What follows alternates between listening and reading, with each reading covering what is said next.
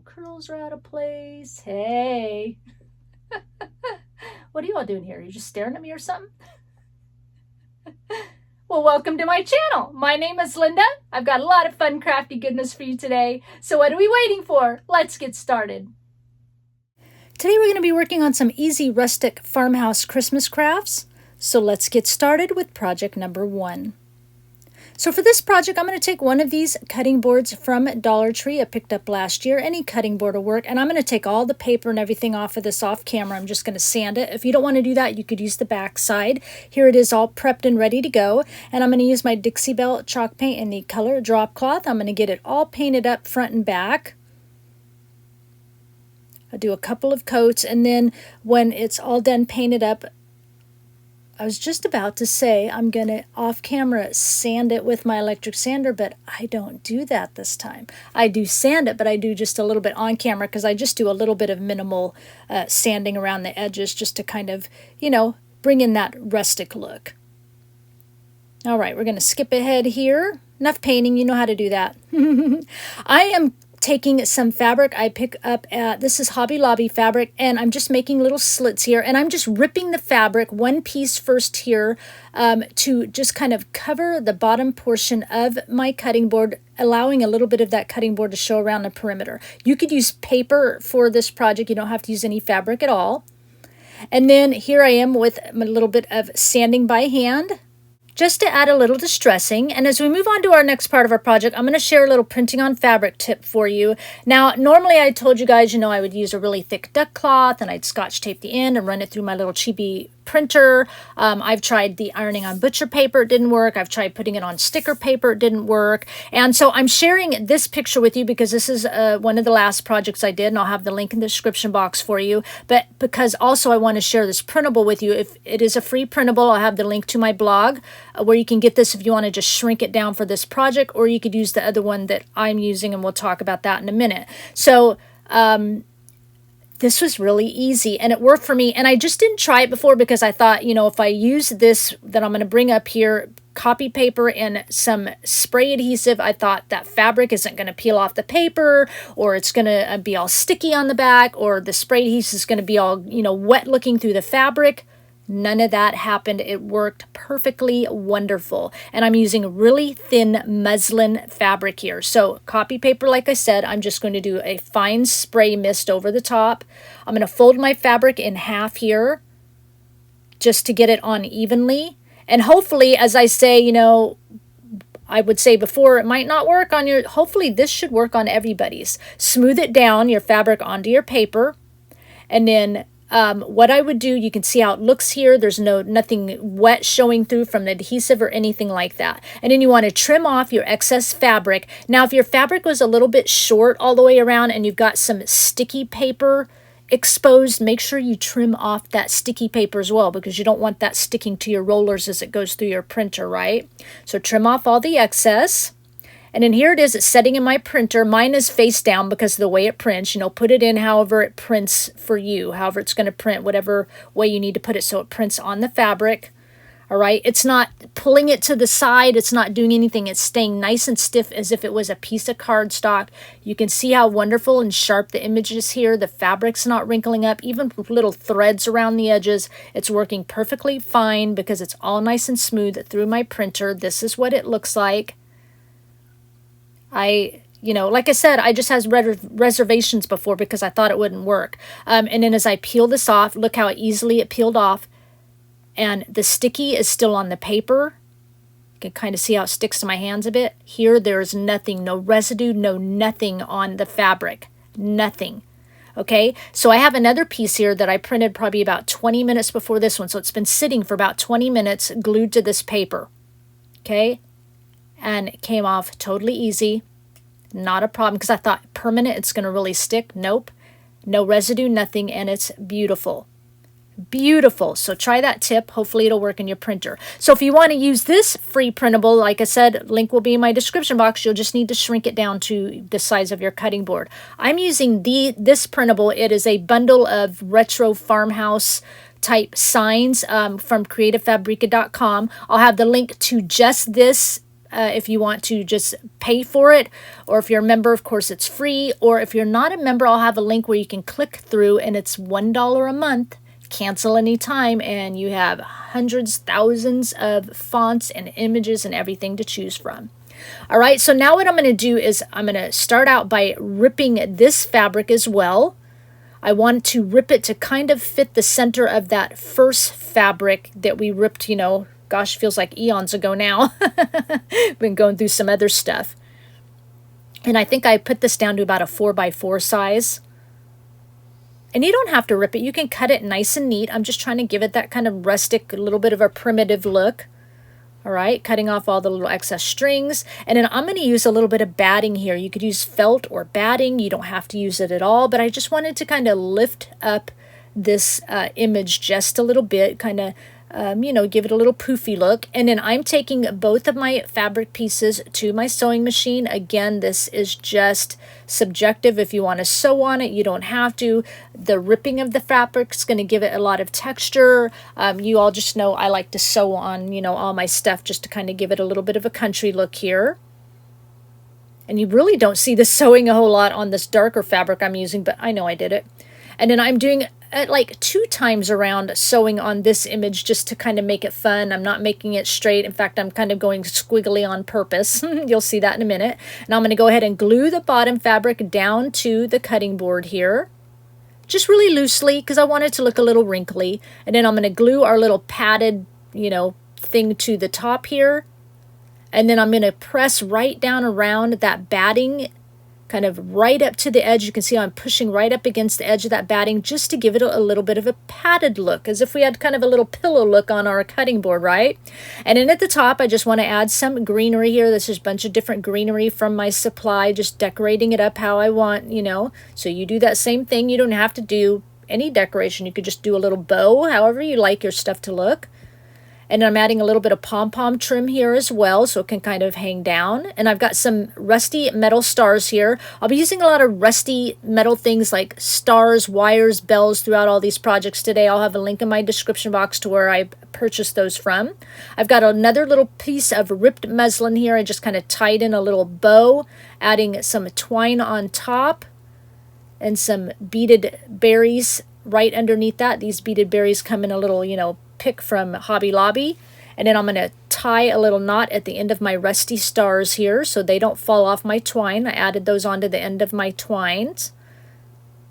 And then this is just a cute little, came from Hobby Lobby, a crafting section. It's like a little box of like 9 different ornaments, of cute little ornaments. So that's a little gingerbread ornament. Using the spray glitter I get from Walmart, I just kind of sprayed that on, and I'm going to use that spray adhesive again. And I've got a little mixture here of pumpkin pie spice and some glitter, and I'm just spraying in areas and kind of, you know, sprinkling on some of this stuff. Of course, when it's done, I'll turn it over and tap off the excess, and that makes this project complete.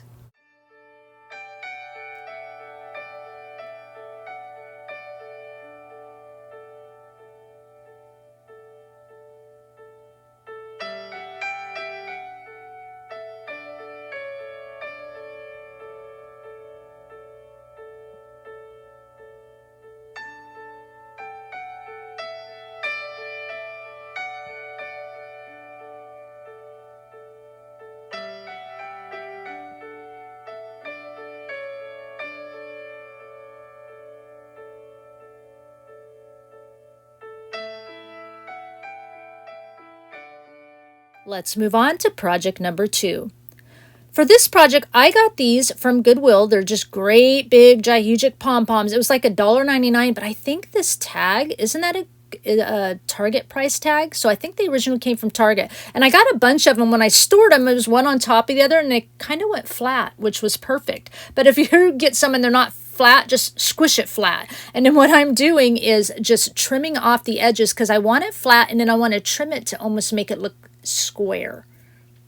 Okay, this is like my favorite project of all of the ones we're doing today. So you can see here how it looks like a nice kind of square.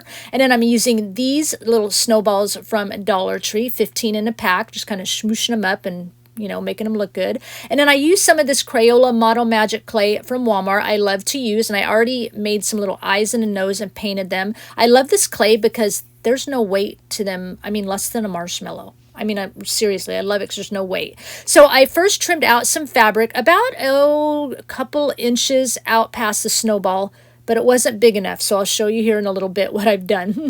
Had to go back and recut it again. Now I've got some rusty wire here. Again, link will be in description box to my rusty stuff. And I'm just making 2 here because I had a big enough piece of wire, and I'm just taking part of it, like the center of it, rolling it around a brush. So a paintbrush handle. So you can see here how my fabric doesn't quite come to meet at the ends. You don't want that. So I had to cut another 2 circles here, bigger, and so I bet that's probably about 3 inches out past my circle, okay, past my pom-pom. And then I'm going around and I'm making little slits around the edge of my circle here, about every inch or so, a little 1/2 inch slit. So when we go to wrap it, so again, you're going to need 2 circle pieces of fabric are probably about 3 inches larger than whatever pom-pom you use. Cut slits in the end, and then I'm using my Beacon Fabri-Tac glue here, and I'll just start pulling it up. And as I pull it up, right where you slit, you're going to take and kind of fold that over as you pull each piece up. So basically we're kind of folding and gathering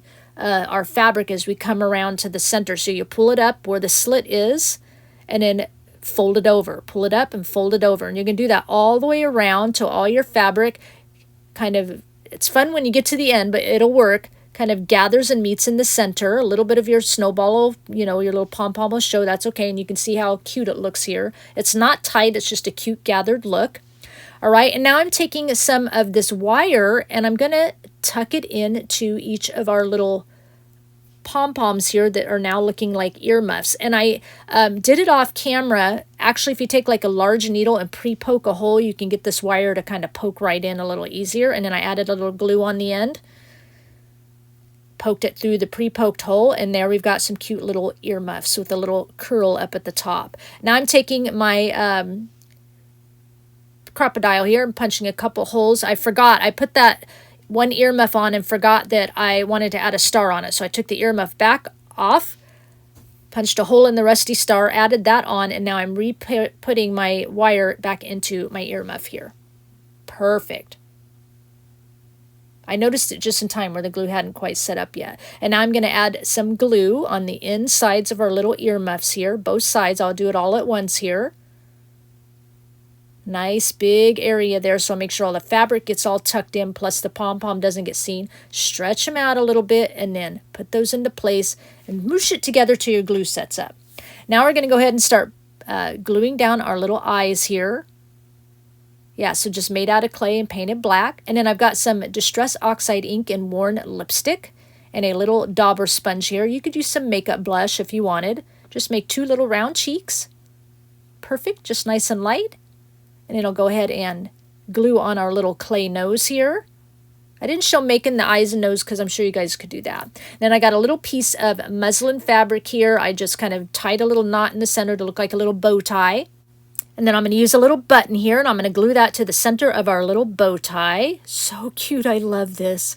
And I'm spraying it with that spray glitter from Walmart, kind of front and back and all over. And I want to add a little bit of a primitive look to it like we did on our first project. And so I'm just using that adhesive again and a little bit of that pumpkin pie spice and glitter mixture, putting it on the star and on the earmuffs here. So super cute. I'll put a little bit on the bow tie. I love it. I'm not going to show you quite yet how this looks in the end. I'm going to show you that at the end of project number 3 with that one all together in one final look. So once I get all this stuff on here, this project is complete. Let's move on to project number 3. For this project, Dollar Tree came out with these mini stockings that really doesn't have a mini stocking shape, but it's going to be perfect for us. And they have that black or kind of a red tone. I'm going to use one of these red ones. I'm going to turn it inside out. We're going to make it look like a mitten. They gave us such a nice rounded surface. So you can cut off the tag and the little hanging tag. And I just kind of free-handed a little mitten shape here. And I'm going to try to go with the stitching that's already on there. So that left edge, this is going to be part of the stitching already there. And then I'm going to just trace around the other part of it, right? Just kind of use what we already have. And then I'm just going to cut out that little bit there. And if you're not a sewer, you don't have to sew this back up. That's what's nice about this. Then I'm just going to kind of cut off the little excess here. And you can use hot glue or Beacon Fabri-Tac glue and just where it's not stitched already, just glue that down, not a problem. I'm going to, of course, take it to my sewing machine and just sew the rest of it together.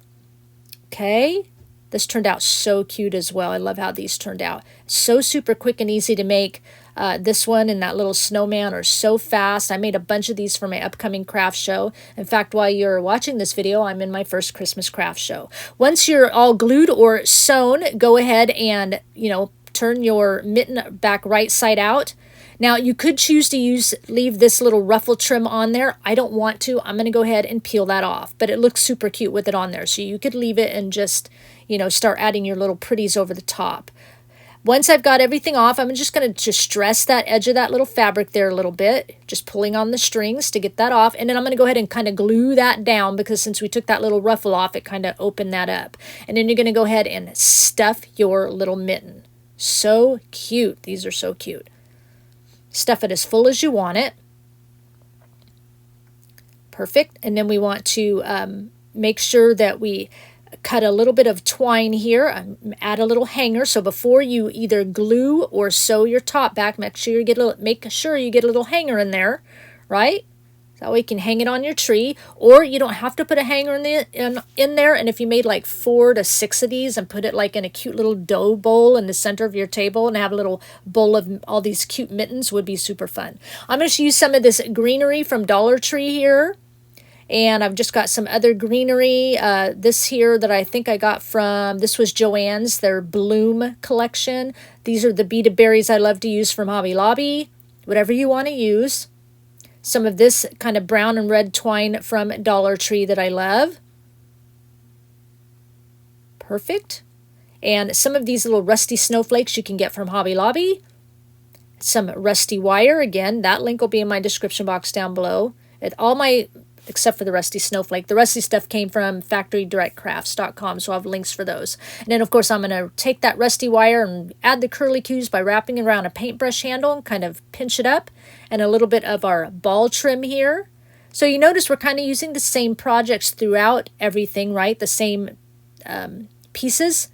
We've got our ripped fabric, our ripped muslin here, but everything looks different. I'm going to use these clickable stamps from Michaels. Here's Rusty Bells, button or a bell, and I'm going to start gluing the greenery on. Yeah, I was thinking about a button, and I think I ended up going with a bell to finish everything off. So just glue your greenery on there how you want to do it. I'm keeping it all kind of at the top edge a little bit, just decorating the mitten cuff there. I like to, use snowy things. I'm kind of like a glittery, snowy thing, when it comes to greenery. I'm tying my ripped piece of fabric. I ripped about an inch strip. I'm going to tie that into a bow here. You could use regular ribbon, of course. I'm going to go ahead first and glue on the little mitten trim, or the little ball trim on my mitten. And then glue down our little fabric bow. And I'm going to take that little rusty snowflake and kind of tuck it right behind the bow there. Add in my little beaded berries, again, right underneath that bow, just a couple of them. You can add as much or as little as you want, however you like things. I'm going to trim the tails off my ribbon here, a little bit too long, but I do leave the pom-pom trim quite long. Kind of distress the ends there. And then I've got my brown and red twine here. I'm going to tie into a little bow. Perfect. You all know what I'm going to do at the end. I usually do, right? Not stars this time, though. I'm going to add some of these rusty bells at the end. Just kind of going for that kind of rustic farmhouse, little bit primitive look, a little bit of all three. And once I get the bells on there, I'm going to tie a knot at the end of each of the tails here so the bells don't fall off. Just give us a little something, something, but not too in your face. Okay, and then I'm going to go ahead and glue that curly wire right on top of our fabric bow, and then I'll glue the twine bow on top of the curly wire. I'm going to use this VersaFine ink and my little stamps here. You can see that the Believe word's not spelled all the way. And I'll take it apart and use the E. Perfect. Love these little clickable stamps. In fact, I'm going to go get another set so I don't have to take words apart. And then I'm going to go ahead and glue that on so I have enough vowels and stuff to use. And then I'm going to do the rusty bell, gluing right on top of that. And then I'm going to use this spray glitter once again I get from Walmart. Spray it all up. Back to our spray adhesive here and our little mixture here. I think I added, you see kind of the little rocks in there. I think I added some actual like raw sugar in it as well, just to give it a little more texture. Spraying on the adhesive and then sprinkling on our little mixture of spice and glitter here. I'll turn it over, tap off the excess, and then once I do that, this project is complete.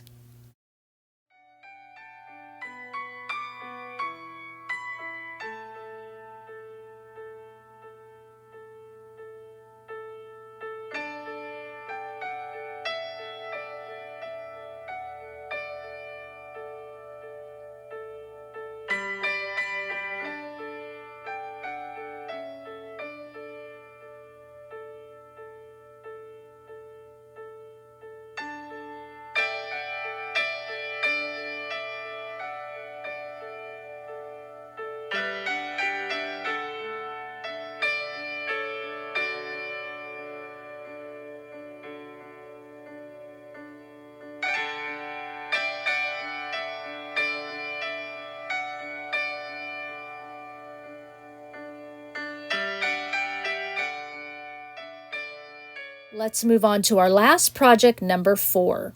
For this project, I'm going to use one of these vases from Dollar Tree. Now, I've made one already. I'm just showing you how to make the other one. This is actually a set. And I'm turning it over because I want to use some of this batting. And I want to go ahead and cut it just a little bit smaller, but to fit the bottom of the vase for the inside.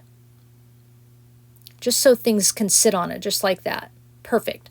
And then what I'll do, of course, is I've got 2 pieces of batting here, and I'll kind of glue those together. I just thought this would help for things not to slide around when we put inside, and then just kind of tuck it in there. I don't glue it down or anything. And then I'm adding some fake snow. I like the fake snow at Hobby Lobby because it doesn't have like it's not iridescent. It's just plain, no glittery or anything in it. Sprinkle however much of that you want in there. And then I'm going to use these little beaded berries from Hobby Lobby as well, and just sprinkle some of those in there.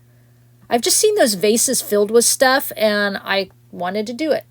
Add some jingle bells in here, and then this is a pick from Hobby Lobby. I'm just going to cut off one pine cone that's too tall, and then I've got to trim the top of this greenery because it's a little too tall as well. And then I'm going to bend the end there, that bottom, and kind of cut off the excess so we can get it to fit inside, but an L shape so it'll sit upright, and I can kind of tuck it in those berries, and it'll sit upright in between those berries. And then, a little sprig here of my beaded berries I like. I'm going to tuck that in as well. I'm using some really long kind of plier needle nose tweezers here to get things into position where I want. Sorry, you get a lot of hand in the way. I'm going to use some of these LED lights from Dollar Tree. Get the batteries in there and get this screwed in. Who put the stupid... I wish they wouldn't screw those in. I wish you just make it so it snaps on the back. Anyway, I'm going to pull this out, and it's too long, so I'm just going to cut in between the lights. Perfect. It's okay. Your lights will still work. And then I'm going to go ahead and use a paintbrush and my little needle nose tweezer things here and kind of get the lights in where I want them to be around all my greenery and stuff. Just takes a little bit. I like how this turned out, but I don't like how it turned out. You'll have to let me know in the comments what you think. And then once I get it kind of near the top, you can see I just hang my lights, the battery case over the back. And I've got a bell here. I'm just putting on some wire so it matches the bells that I put inside of our case. And I'm just going to wire that to this pine cone that already had wire on it that came off of, some pick or something. Just kind of wire those together and then just kind of curl it up together. Perfect. That's ready to go. And then I'm going to use some of this ribbon I get from Hobby Lobby, and I'm going to go around that little last bit of wire in that battery pack so it kind of helps hold that in place a little bit. Start my bow here and tuck in my pine cone and bell, and then I'll finish my bow. Nice and easy project, but again, let me know what you think about it. I like it, like I said, and then I don't. I go back and forth on it. Make everything pretty and adjust the tails on my bow. And then the last little bit, I'm going to use these little candle holders you get from Dollar Tree. And I'm going to pour in some of that fake snow inside this as well. And I'm going to use this tea light candle, but you could use the battery operated ones. I'm going to place it into this, and I'm going to put this, fits perfectly right inside at the top of our decorative vase. And that makes this project complete.